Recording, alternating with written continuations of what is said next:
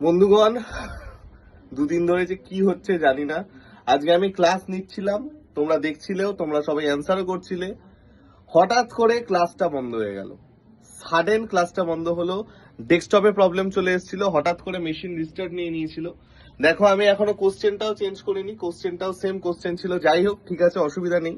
আমি সেম ক্লাসটাই কালকে কন্টিনিউ করব। আর একটা ছোট্ট জিনিস আমি যেটা তোমাদের বলতাম সেটা একবার বলে দিই। আমি কিন্তু আগামী সপ্তাহে 27, 28, 29, 30, 27 থেকে 30 এই টাইমটায় অ্যাপে ফ্রি ক্লাস নেব।